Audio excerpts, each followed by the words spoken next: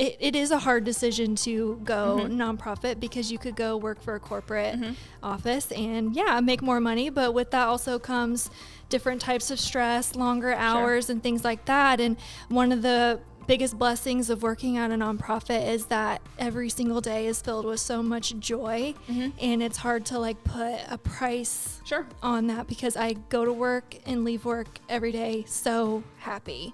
And that's something that's very important to me. Welcome back to Season 2 of the 217 podcast, presented by Decatur Earth Mover Credit Union and hosted by me, Jess Younghouse. Thanks for listening and thanks for watching. We hope you enjoy it. Welcome back to the 217 podcast. Today we have Rachel Moran joining us from the Community Foundation of Macon County. So thank you so much for joining us today and talking a little bit about what you guys do over there. Yeah, thank you so much for having me. First, let's start by hearing just a little bit about your story and how you find yourself in Decatur. Yeah, of course. So I was born and raised here in Macon County. I've lived here almost my whole life, aside from a couple years that I spent in downtown Chicago with my husband for his job. Did a couple years there, really missed Macon County and our family, and wanted to move back. And so we did, and really the rest is history. There's nowhere else that I'd rather want to be than here. I also lived downtown going to college, and I will say I would move back there. If there was anywhere I was ever going to move, I don't think I would move anywhere else, but I would move back to Chicago. I would do it. We did love it. If our whole family wasn't here in Macon County, we would probably still be there, because there's so much to do. I mean, walking to work, you can't really beat that, and all the amazing restaurants and all that. But we go back and visit frequently. But I mean, when your family is all in one spot, it's kind of hard to justify. It is. It's nice to have a big town so close within driving distance. No, absolutely. I will say that. Okay, so let's talk a little bit about, I guess, what did you do in Chicago, or what did you do for school, and how did that lead to what you're now doing at the Community Foundation? Yeah, so I went to school at Richland and Milliken. I have a bachelor's degree in communication, and then I went to graduate school in Illinois State and also got a master's in communication from there. I've always been passionate about philanthropy. I grew up going to LSA here in town, and service was something that was so important to our core curriculum. So I grew up doing a lot of service. I was in Girl Scouts, things like that, and it was just something that I was always super passionate about. And that moment that I realized that you could make a career out of working at a nonprofit and being in philanthropy, I knew that that was what I wanted to do. And I've always worked for a nonprofit. That's all I've ever wanted to do. And I worked at a nonprofit when we were living in Chicago that raised funds for diabetes research, which was a really cool experience. But when we came home, I started working at Macon Resources as the director of development, doing their fundraising. And when I met the Community Foundation and learned about all the amazing things they were doing, I set a goal for myself that someday I want to go work for the foundation and be in a position where I can help everybody. Cool. Let's just talk a little bit about what it's like working at a nonprofit, and do you have career opportunities come up that are maybe not in the nonprofit sector that you could potentially make more money doing? I don't think it's a secret that when you make nonprofit work, your mission or what you want to do, you're missing out on money that you could be making at another place. How do you feel okay with that? Or like, what would you tell somebody that's in this crossroads in their career? I mean, I think you really just have to come back to like, what is your life's passion? I mean, what is most important to you? Is it making a lot of money? And if that's the case, I mean, that there's nothing wrong with that. But if your core passion is wanting to work for a nonprofit and helping people, then you really should be doing that. It is a hard decision to go nonprofit, because you could go work for a corporate office and make more money, but with that also comes different types of stress, longer hours and things like that. And one of the biggest blessings of working at a nonprofit is that every single day is filled with so much joy, and it's hard to like put a price on that, because I go to work and leave work every day so happy. And that's something that's very important to me. That's a good answer. That's what I would say too. That's the exact same thing. Knowing I get to help people every day, and be a meaningful part of their life is probably what keeps me working at a credit union. Okay. What are some things the Community Foundation does? Some things. That's hard because we truly do a lot. So like at the core, the heart of what we do is we work to grow philanthropy in Macon County. And through doing that, we help connect our donors to causes that they care about. So donors will come to the Community Foundation, and they will maybe want to set up like a donor advised fund, which if you're not familiar with that, it's kind of like a charitable checking account where you set up your fund and then you decide where you want the dollars to go. When you want them to go there. We provide a lot of scholarships to high school graduates. We also have an adult scholarship program for adults who are going back to school. We also work very closely with all of our nonprofits through our Macon County Legacy Group. And so through that, we offer things like our community wish list, different educational opportunities. They obviously are able to apply for our grants throughout the year and different things like that. So really, when someone comes to us and they have a charitable inclination, we're able to present them with so many different opportunities of how they can make a difference.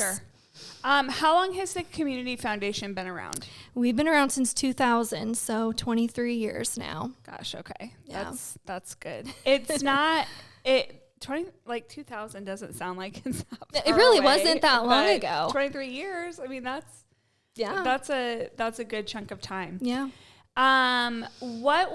What happened to lead up to the need for having the Community Foundation? So it really started with a group of donors in the community. Community foundations have been around for a while, and so it really came down to some charitable donors in the community who saw that community foundations were a thing. It wasn't something that we had here in our community. And so they came together with that first seed gift to start the Community Foundation. And I believe it was 7 donors who came together in the first year.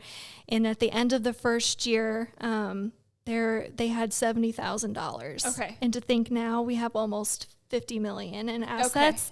Really in 23 years, that's huge growth.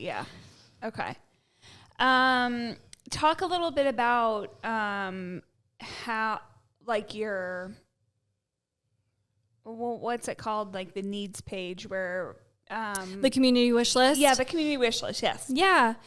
So we have a community wish list that we launched a few years ago, and that's if you're a Macon County Legacy member, you're allowed to put anything that your organization needs on that wish. So it really varies. There are things on there that cost $25, and there are things on there that cost like up to close to $1 million. It's really a very wide range, but we started that as a way to help our donors who may not be so sure like where they want their charitable dollars to go, to kind of give them some ideas of things that they could do that would have an immediate impact on a nonprofit. So it's been very successful. When we launched it a few years ago, our donors have funded like $400,000 in wishes. So it's very successful. Earth Mover has used the community wish list on multiple occasions, and it is, as an organization that's looking to donate not only funds, but if we want to donate actual things, it's nice for our employees to get involved in that way, to be able to buy the things that people need, and then take them to these organizations. That's been really beneficial for us and our staff to be able to participate in that way. And that's one of the beautiful things about the wish list is if you just want to donate funds to a project, you're more than welcome to do that. But if you want to take it one step further and be the one to actually go and buy the item, surprise them with it, and then get to really have that like very meaningful connection with the nonprofit whenever you get to do something like that. That's one thing that we consistently hear from employees about what's something they really love about working at Earth Mover, and it typically always has to do with the way that we give back, and that's one of the ways we give back. Yeah, so you guys are very good at giving back. Okay. Let's walk through the process from both the donor's standpoint or a nonprofit standpoint that's looking for funding. How do they go about getting in touch with the community foundation, and kind of what does the process look like for both of these different groups of people? Sure. So any nonprofit that is interested in working with us, we really encourage them to join our Macon County Legacy group, because those are the people that we're really investing in through our trainings, grants, opportunities, things like that. So they can contact any member of our staff by calling our phone number, 429-3000. Any of us can help them, get them what they need to join that group. And when they do, they get invited to events. They get to network with the other nonprofits and things like that. And so that's kind of how that relationship starts with us. Is there a cost to be in the Legacy group? Yes, it's $200 a year to join Macon County Legacy. And really what you get outweighs that cost. Yeah. And not to say that if you're not a Legacy member, we'll never have a conversation with you, but those are the people that we're really investing in. Sure. And then if it's a nonprofit specifically looking for funding, we really encourage them to apply whenever we have our open grant cycles throughout the year. Okay. Then from the donor side, if they're looking for a foundation to work with to establish some type of charitable giving account, they just reach out to us. We'll have a sit-down conversation with them. Really find out what they're passionate about, maybe some reasons why they're wanting to do some philanthropy, because there's lots of reasons people want to be charitable, tax reasons, just out of pure passion. But yeah, come sit down, talk to us, and we really hash all that out with them. How do you encourage young people to get involved philanthropically? Yeah, so depending on how young they are, like if you're a high school student, we encourage you to join our Young Leaders in Action group, which is a group of kids comprised of all the Macon County high schools. There's about 70 to 80 of them a year, and they do different service projects throughout the year. They also give out some grants themselves, so they really get a close look at what are the nonprofits doing here in our community and how specifically can I help. But I would say to other people who are wanting to get involved in charitable giving, call us and talk to us, and we're here to help you. You don't have to be wealthy to have a donor advice fund at the foundation. We'll open up a donor advice fund for someone with $1,000 of their money. You by no means, I think when you hear the word foundation, people tend to think like, oh, I have to be really rich and wealthy to do that. And that's not the case at all. If you have just a little bit of a charitable passion, we can help you. Sure. I think that's definitely a big misconception about what the foundation is and how you can get involved. It doesn't have to be this wait till you're 50 and have made it or whatever, Absolutely not. No, you can start at any time. Very good. What are some things, does the community foundation do events throughout the year, or what are some things that you guys have going on, or how do you pour into the community in other ways? Yeah, so we have lots of different events throughout the year. Most of what we do is geared towards either an event for a nonprofit or geared towards donors that we already have, trying to bring in new donors, or our professional advisors that we work with. So, for example, in November, we're going to have an event for professional advisors where we're just inviting them to like a happy hour. We're going to have a speaker to talk a little bit about how professional advisors can work with their clients who have charitable inclination and how we can help them achieve that goal that they have. So we do things like that. We do special events for our donors. We offer like concierge services for them. So if we have several donors that are really interested in giving a gift to a certain nonprofit, we can set up like a VIP tour for them where they can get a real inside look into what that nonprofit does. So we can do, we do a little bit of everything. Yeah. We do happy hours and stuff for our nonprofits, and just anything we can do to bring people together and further promote philanthropy. Most of our events are centered around that. Cool. What are other good things to share, or what is something we haven't talked about? I think one of the big things that we're really wanting to promote, and this is newer for us, we've only been doing this for a few years now, and that's our adult scholarship program. Okay. So we started that a few years ago, really wanting to pour into adults who were going back to school later in life, because there's not a lot of scholarship support for an adult who's going back to get their associates or bachelor's or someone who's going into a trade. So we opened up that a couple years ago. It's been very successful. We're granting out almost $100,000 now a year to adults who are going back to school, and you can get up to $2,500 a semester. So it's not, I mean, it's a very good scholarship amount that you can get that will really make a difference. Yeah. And some of the adults that we've heard from who have received a scholarship, they're just so grateful, because for some people, that's the difference between getting a second job and not, and being able to like still have family time with their kids while they go to school. So that's been one of our really impactful initiatives that we've started. What's one of your favorite stories about giving since your time with the Community Foundation? Oh my gosh, there's so many.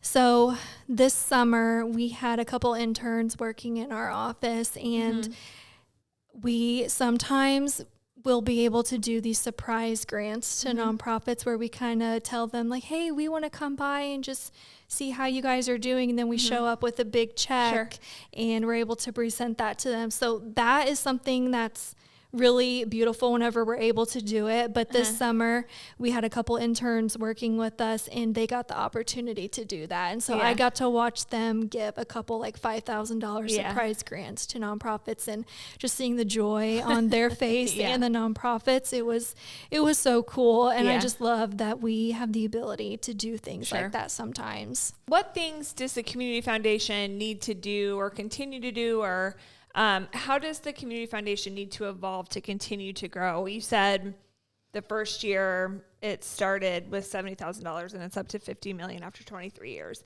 What are the things that make it sustainable? I mean, really, it's building endowment with our donors. So it's continuing to build our donor base, bringing more people to the foundation, and getting them to invest in endowment. So one thing that we're really trying to do moving forward is building that endowment. And so one of the things that we're talking to a lot of nonprofits about is establishing an endowment fund at the Community Foundation. And we have nonprofits who can start that, donors who can start that. Really anyone can donate to a nonprofit's endowment. And what that does is that really builds up like the longevity of the organization. So if you have an endowment in our foundation, you're going to get a 5% payout of that every year forever. So when you invest in something like that, you're literally investing in the legacy of that nonprofit forever. We have several donors who have set up legacy gifts through like their estate plan. So whenever they've passed away, they've left gifts to the foundation for endowment purposes, and some of those grant out $30,000 to nonprofits every single year. So it's a very beautiful thing when someone's able to do something like that, because you're literally investing in them forever. Right. I mean, that takes a lot of planning, obviously, to be able to think that far in advance. That's something that the Community Foundation helps individuals Absolutely. Yeah, we're very involved in helping our donors with their estate plans if that's something that they're wanting to do. There are a lot of tax advantages to doing that, and some of our staff members have their CAP certification, which makes them experts in estate planning. So, you know, if you're someone who is wanting to leave some type of legacy gift, and our staff is very equipped to help them figure out the best way to do that. Yeah. How can you guys you said the phone number earlier, but say it again. How do people get in touch with you via phone, website, all of that stuff? You can call us at 429-3000, or if you just want to learn a little bit more about us, you can visit our website at maconcountygives.org. Okay. Earth Mover is excited to partner with the Community Foundation in 2024 and beyond, with a pretty substantial, sizable gift that we are fortunate enough to have and to be able to share with the community. So we're kind of teasing that now and looking forward to the fun that's going to bring next year. We are very excited to be partnering with you guys on this. This is something that has never been really done by a foundation, like a community foundation in Central Illinois. So this is a big deal. This is going to have a huge impact on some nonprofits in our community, and we are really looking forward to launching it next year. Yes. As are we. It's going to be a fun year of giving for us. It's going to be a long, fun year of giving. Yes. It's going to be great fun. It's going to impact a lot of nonprofits and change a lot of lives, which is going to be very exciting. Yes. Okay, well, thank you for joining us today, Rachel, and talking just a little bit about what the Community Foundation does. We're so thankful you're here. Yeah, thank you for having me. All right. Make sure to like and follow Decatur Earth Mover Credit Union on our social channels for more content.